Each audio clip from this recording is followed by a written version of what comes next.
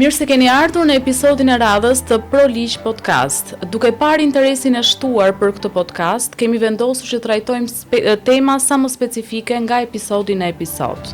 Një interes i lartë është treguar nga ana juaj për kontratat e sipërmarrjes, të shitjes, të porosisë, dilema pafund në këto kontrata dhe për të sqaruar këto dilema juridike që kanë jo vetëm pala ndërtuese, por edhe personat përfitues, blerësit apo pronarët e truallit, kanë ftuar sot avokatin Bers Ado për të folur për këtë temë. Bers, mirë se ke ardhur. Faleminderit për pranimin e ftesës. Bers, çfarë janë kontratat e sipërmarrjes, çfarë palësh kanë dhe çfarë elementësh kanë ato?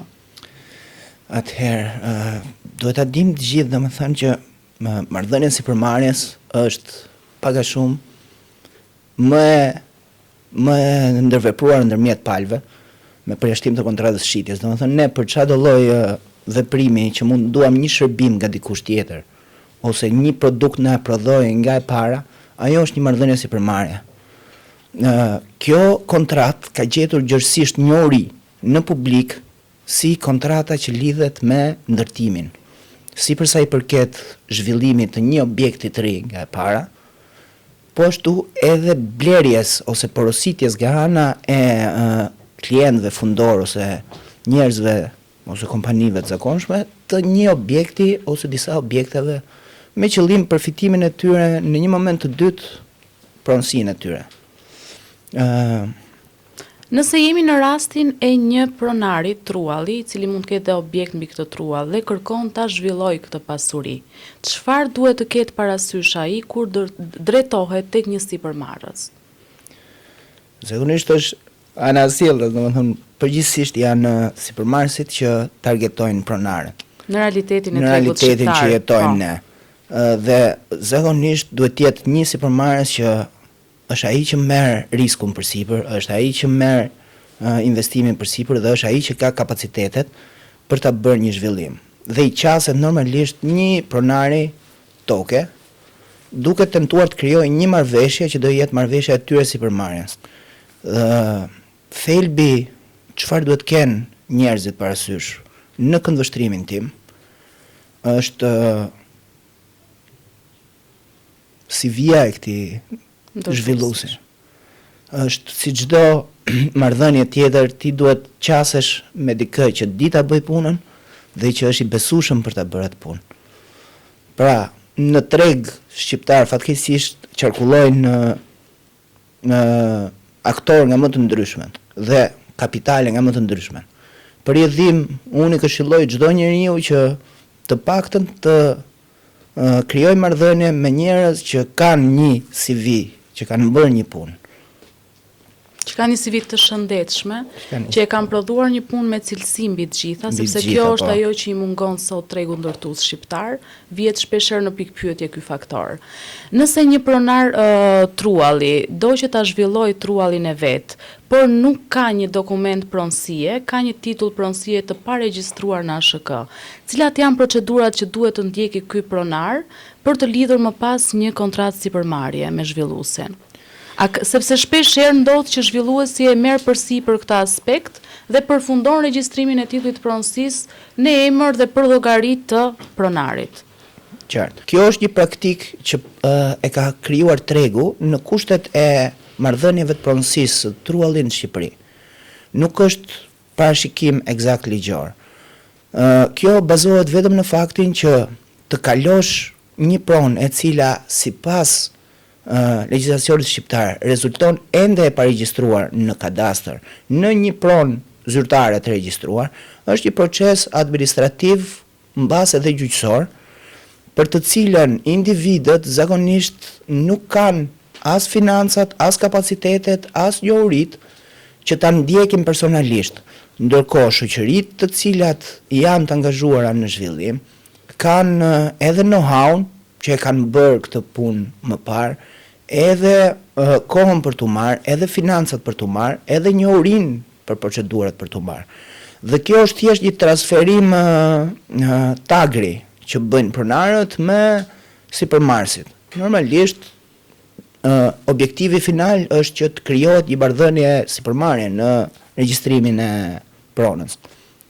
Bers, përsa i takon ndarjes së pjesëve takuese.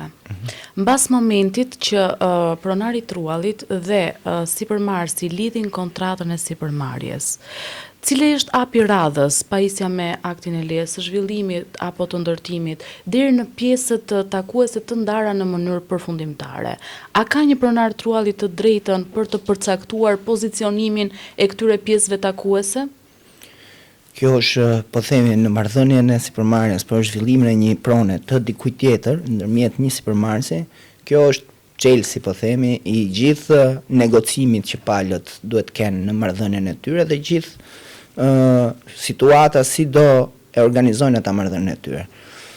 Praktikisht tregu ka krijuar, po themi se gjithsesi flasim për një situatë që kontrata sipërmarrjes realisht e parashikuar në kodin civil nuk është motamot ajo që palët lidhin sot.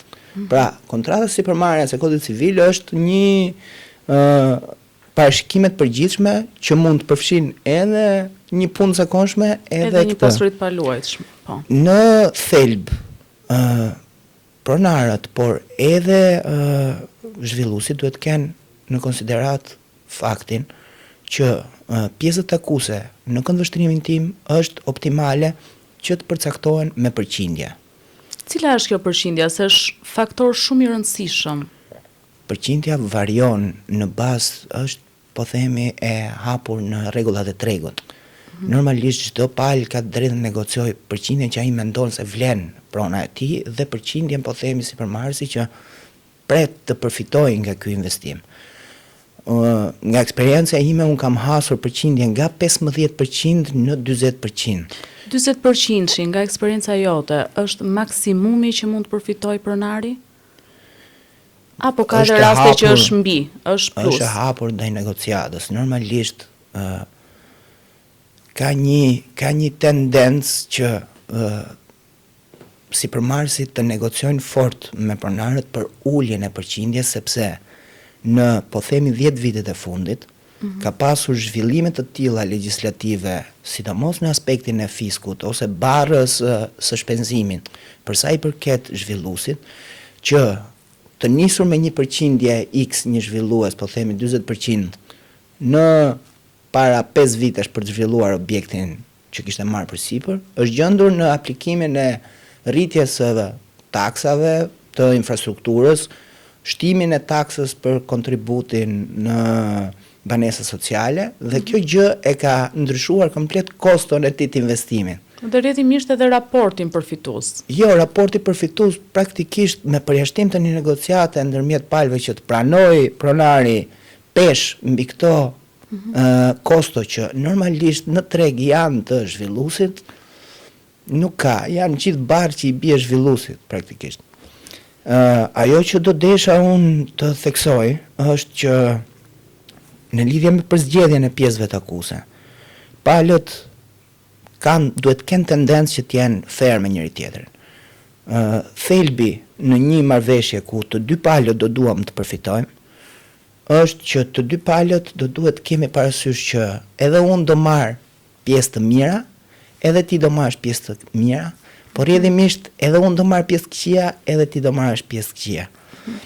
Çfarë desha të them me këtë? Në një objekt ka edhe apartamente që bien me pamje jo të pëlqyeshme, ose janë me sipërfaqe jo të pëlqyeshme, ose kanë një organizim me jo të pëlqyeshëm. arkitekturë kufizuar.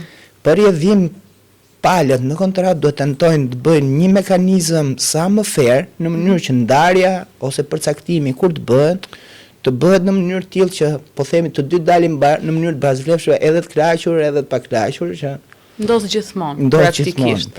Çfarë ndodh në momentin që sipërmarrësi, për arsye të ndryshme, qofshin këto financiare apo të tjera, nuk përmbush dot kushtet kontraktuale të kryerjes së sipërmarrjes deri në realizimin përfundimtar të objektit, por do që ti delegoj këto të drejta që ka përfituar te kjo kontratë së sipërmarrjes tek një palë e tretë. Çfarë duhet të ketë parasysh pronari truallit në këtë aspekt për të parashikuar në kontratën fillestare të sipërmarrjes? Po të kishim një situatë, po themi, të rregulluar, gjë që nuk ka rregulla specifike. Po e gjitha është çështje negociate. Unë fort do i këshilloja pronarëve të Truallit një që në kontrata të mundohen të përcaktojnë 2 afate. Afati fillestar që pronari duhet ketë parasysh në bardhënie me sipërmarrësin, duhet jetë afati për të aplikuar për leje ose po themi edhe pajisjen me leje. Kjo e dyta është më relative sepse varet edhe nga veprimtaria e institucioneve shtetërore. Po themi minimalisht afati për të aplikuar. Duke përcaktuar këtë si fillim, të vetë një afat i ri, afati për përfundimin e veprës. Në qoftë se ti sot po themi lidh një marrëveshje me një pronar, ti si zhvillues e ke një projekt tëndin në mendje, sa do investosh këtu, sa do jetë sipërfaqja dërtibore që do prodhosh. Për jedhim, ke edhe një projekt në kohë. Dhe palët duhet të negociojnë që të përcaktohet ky projekt. Mos të jetë evaziv. Kjo i jep mundësi pronarëve që të mund të zgjidhin kontratën në qoftë se nuk respektohen këto 2 afate. Po në skenarin që parashtroni ju, që është ai, po themi, i dështimit të sipërmarrësit. Praktikisht kontrata sipërmarrjes është me vërtet është angazhimi, risku dhe eksperienca e sipërmarrësit, por në thelb është një marrje e riskut nga të 2 palët. Ajo që mund të ndodhë është që pronari të ngelet me pronën e tij, sepse ajo duke mos u zhvilluar në tërësi nuk mund të ndryshojë gjendjen e saj. Dhe kjo e bën pronarin që në thelb të ketë një mjet mbrojtës, por a ka përfunduar kontrata nëse ky është në default zhvilluesi? Kjo është një pikpyetje ligjore. Unë do këshilloja që në radhë të parë palët mbase mund të parashikojnë në kontratë angazhime që në rast shfaqjes së kushteve të dështimit nga ana e zhvilluesit sipërmarrësit, parashikohet mundësia që vetë pronari ta transferojë te një palë tretë vetë kontratën, lejen e ndërtimit që mund të jetë lëshuar, në mënyrë që projekti të vazhdojë. Dhe në këtë mekanizëm mund përfshihen edhe forma që zhvilluesi vjetër që po dështon të ketë pjesën e tij, qoftë në pjesë takuese mbase ose në pagesë, duke përfshirë edhe penalitetet, futen edhe penalitetet në kontratë, sepse ato jo vetëm që vënë në kushte përgjegjësie palën që po vepron si zhvillues, por edhe krijojnë një bazë ku të llogaritet dëmi që ka krijuar mos performanca e zhvilluesit kundrejt palës tjetër porosice. Duke marrë parasysh cilësinë e ndërtimit në tregun aktual shqiptar, a mendon se ka cilësi të lartë apo mesatare apo nuk e di në vlerësimin tënd si profesionist dhe çfarë do rekomandoje ti gjithmonë në aspektin e të qenit një pronar trualli? Çfarë duhet kishte parasysh? Ti e the dhe cek edhe më përpara që shumë e rëndësishme eksperienca e këtij zhvilluesi duhet parë ky si element. Në rastet kur nuk e ka këtë eksperiencë, a mundet pronari i truallit të kërkojë një ndarje dhe një specifikim të materialeve ndërtuese që do të përdoren në ndërtim? Në thelb, unë do këshilloja kontrata sipërmarrjes është, siç e thash, është kontrata e dytë më e përdorur në treg. Dhe si e tillë, kur është për një marrëdhënie komplekse si zhvillimi, në këshillën time si për blerës të një apartamenti, që për ne të dy, për të gjithë mund të jetë investimi më i madh në jetë. Duhet këshillohemi me eksperta, si ekspert ligjor, si ekspert arkitekt, është për mua duhet jetë një kulturë kjo që duhet futet.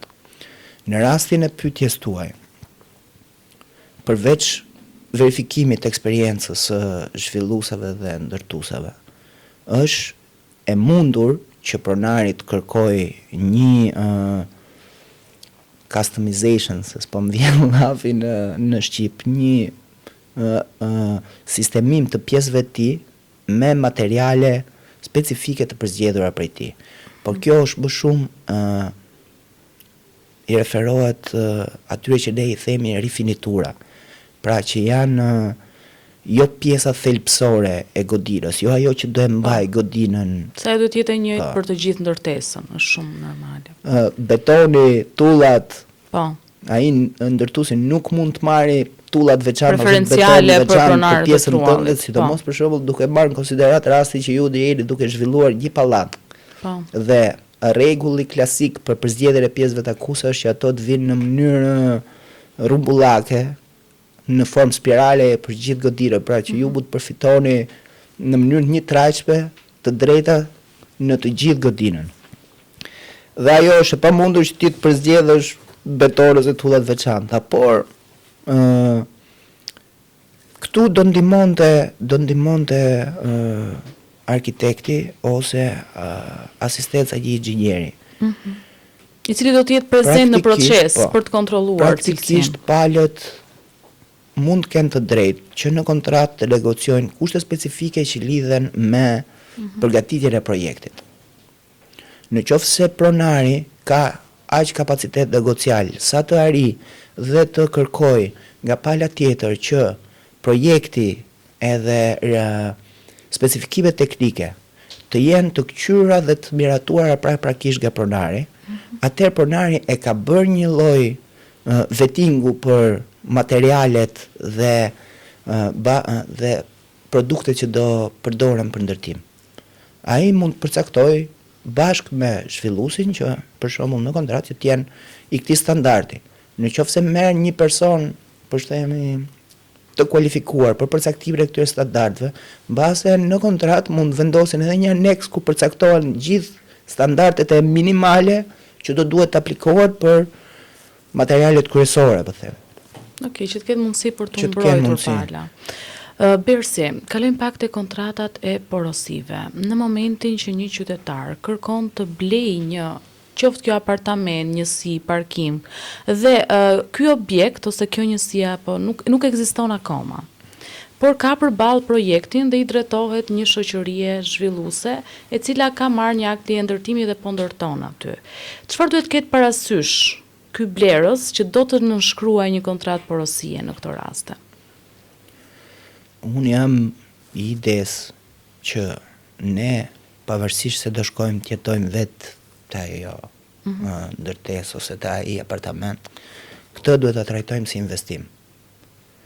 Ajo që unë ju këshilloj njerëzve është që në qasjen me ndërtuesin është shumë e vështirë ta negociojnë njerëzit këtë, sepse tregu është i atill ku duket sikur shet më shumë mungesa e mallit në treg se sa vetë kërkesa. Pra çdo ndërtues qaset me po dush mund të largohesh se ja shes dikujt tjetër.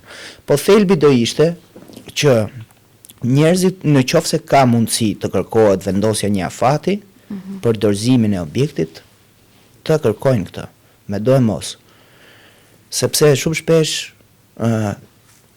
drejtohen tek subjekte që i thonë kur të mbaroj ose kemi leje. Ideja është nëse ka leje, ka dhe një afat. Të verifikohet, patjetër. Nëse ai afat, po themi, është i llogaritshëm, le ta përcaktojnë kontratë. Me të përcaktuar afatin të tentojnë të imponojnë vendosjen e një kamat vonese ose penaliteti që minimalisht reflekton qiran e këtij objekti ditën e nesërme në treg. Se fundi e fundit në qoftë se do e konsiderojmë si investim, ai është investim që minimalisht do jepej me qira. Çfarë këshillohet për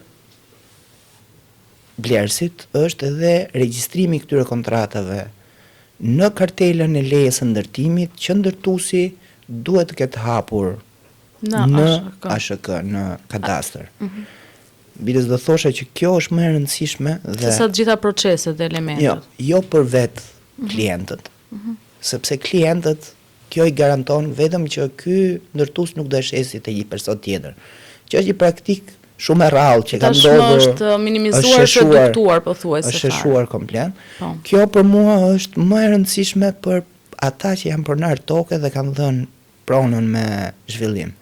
Pra, për këta persona është një mast, një që të regjistrojnë të drejtën e tyre sipas kontratës mbi pronën, dhe të drejtat e tyre për pjesët akuese mbi lejen, në mënyrë që të kenë edhe një mjet mbrojtje që mos të tjetërsohet kjo që pjesë mos akuese. tjetërsohet, edhe kontrollojnë në një farë forme procedurat deri në dorëzimin e objektit, duke i vënë një, po themi, veto për veprimet në ASHK ndërtuesin.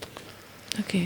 Qëndrojmë pak te kjo pjesë, se në fakt mund të ketë pronar trualli që mund të jenë të interesuar që me nënshkrimin e kontratës së sipërmarrjes dhe më pas atë aneks kontratën e ndarjes së pjesëve, duan që ta transferojnë të drejtën e tyre reale mbi këtë pronë që ende nuk ekziston tek një palë tretë, ta shesin, thënë në terma më të thjeshta. Si mund të bëhet kjo procedurë dhe a duhet kjo procedurë të parashikohet si pjesë integrale e aneks kontratës? Pra e drejta e pronarit për ta shitur pa përfunduar objekti? Tregu në këtë formë, siç e përshkruat ju, në këtë formë vepron. Çfarë është e domosdoshme është që vetë kontrata e pjesëve të akuese që e quajmë ose aneksi që përcakton pjesët akuese të parashikojë të drejtën të dy palëve që me lidhjen edhe përcaktimin e kësaj kontrate, palët mund dalin në treg dhe të operojnë për shitjen e këtyre objekteve ose premtimin e shitjeve këtyre objekteve. Për të vijuar transferimin e drejtave nga pala parë te pala dytë te pala tretë blerëse e pronarit tokës, është e domosdoshme, nuk mund të themi, po është e këshillueshme që të bëhet ai regjistrimi i kësaj kontratës pjesëve të akuese në kartelën e lejes së ndërtimit që duhet jetë hapur në kadastër, në mënyrë që edhe klientët përfitues të pronarin të kenë të drejtën të listohen si përfitues të ardhshëm të këtyre objekteve. Por në thelb, sot që flasim, transaksionet me pasuritë e paluajtshme në Shqipëri fillojnë që në fazën e lejes së zhvillimit, pra kur s'ka dalë akoma leja e ndërtimit. Për mua ky nuk është në thelb një risk në qoftë se këto marrëveshje krijohen me palë serioze. Ndërkohë e shoh të rrezikshme nëse krijohen me palë që nuk mund të faktojnë kryerjen e të njëjtave biznese më përpara. Po. Bers, duke marrë parasysh që në kontrata e porosisë është fillestarja për të lidhur një marrëdhënie kontraktuale mes palëve dhe më pas në përfundimin e objektit duhet të lidhin palët një kontratë përfundimtare të shitjes, të kalimit të pronësisë. Dhe zakonisht ky marrëveshja negociohet me pagesën e disa kësteve. Një rast praktik për shembull, le të aludojmë dhe të ndërtojmë një kazus. Unë kam lidhur një kontratë porosie me një sipërmarrës dhe nuk kam përcaktuar aty afate se kur mund të përfundoj ky objekt. Nga neglizhenca, nga mungesa e informacionit. Çfarë ndodh nëse ndërtuesi e kanë tejkaluar lejen e ndërtimit, për shembull, dhe kanë shtuar dhe apo kanë ndryshuar afatin e kësaj lejes ndërtimit, dhe ndërkohë pala porositëse futet në risk, se ka investuar në një kredi apo ka pritshmëri, si duhet veprojë në këto raste pala porositëse? Atëherë, ky mund të jetë, po themi, një skenar që ballafaqohen klientët në shumicën e ndërtimeve që bëhen në treg.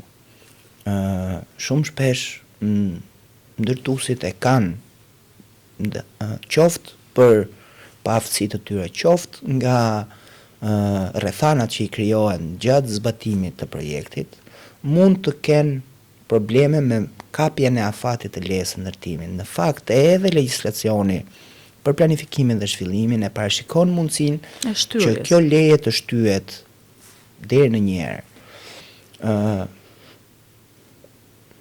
Do them që fatkeqësisht për porositësit kjo është një zonë gri ku ata nuk gjejnë një mbrojtje as nga legjislacioni, po edhe në kontratë me përjashtim të vendosjeve të kamatave për rast vonese, nuk gjejnë një mbrojtje reale.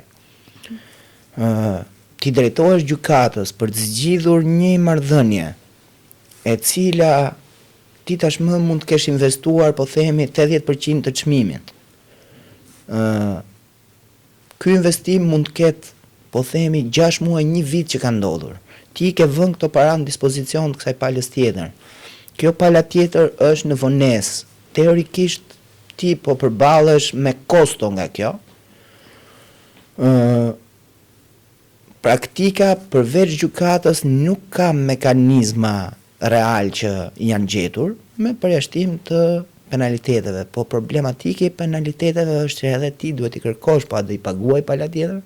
Dhe kjo prap duhet kalojë në Edhe gjykatë. kjo të çon sërish në gjykatë, me përjashtim që palët vendosen që të kenë në institucione tjera të cilat i rregullojnë marrëdhëniet e tyre, siç mund të jenë ndërmjetësimi, por edhe ndërmjetësimi kërkon një proces.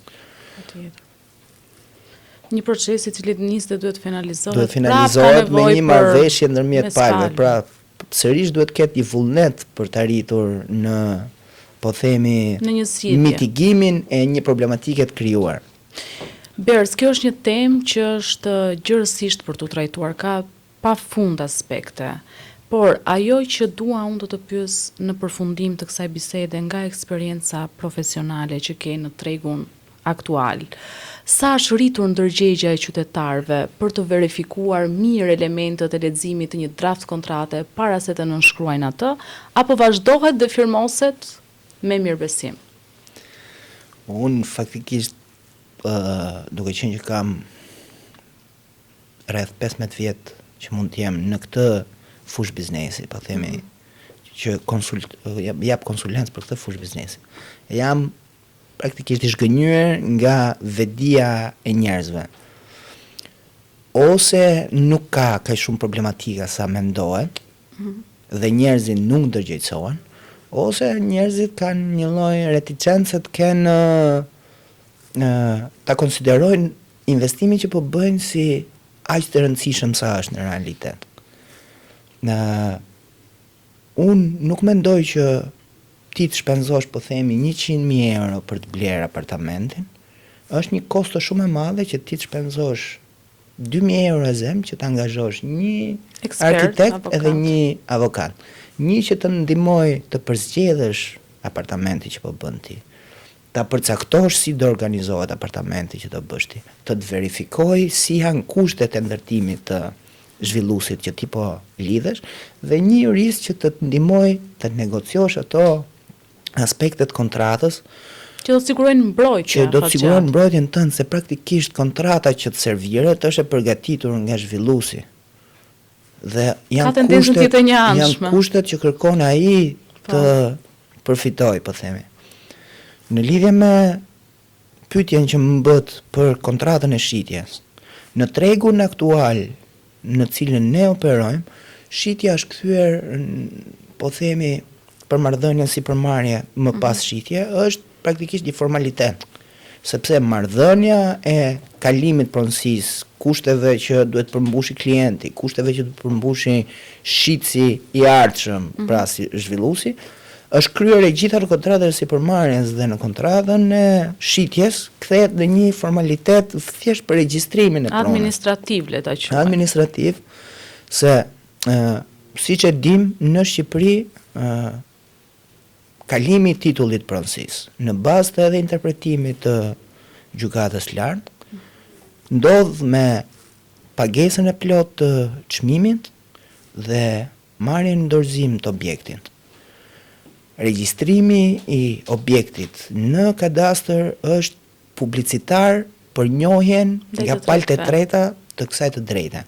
Nëse ke ndonjë këshill të fundit ose ndonjë thirrje të fundit për të arritur këtë ndërgjegjësimin, si ekspert që je në këtë fushë, mund ta bësh, ndjeu i lirë. Unë të falenderoj shumë për prezencën tënde sot, kështu që çdo thirrje që mund të bësh është me vlerë të shtuar. Thirrja që mund të bëj është që përveç dy këshillave të angazhimit të personave të kualifikuar, njerëzit do duhet fillojnë të shikojnë, për shembull për banesat, vlerën e banesave, duhet të fillojnë të shikojnë zgjedhjen që po bëjnë në një pikturë më të madhe. Ne nuk po blejmë thjesht një objekt ku do fusim kokën, po te afër këtij objektit duhet kemi edhe një shkollë, sepse përderisa po futemi në këtë objekt do kemi dhe fëmijë që duhet i çojmë në shkollë, duhet kemi dhe shërbime, duhet kemi dhe rrugë, duhet kemi dhe akses nga puna jon te ky objekt. Jeta jon do vi rreth rrotull këtij objekti. Pra, nuk ka sens që ne të marrim iniciativën për blerjen e një banese, thjesht të nisur nga çmimi, ose thjesht nisur edhe nga CV-ja e ndërtuesit.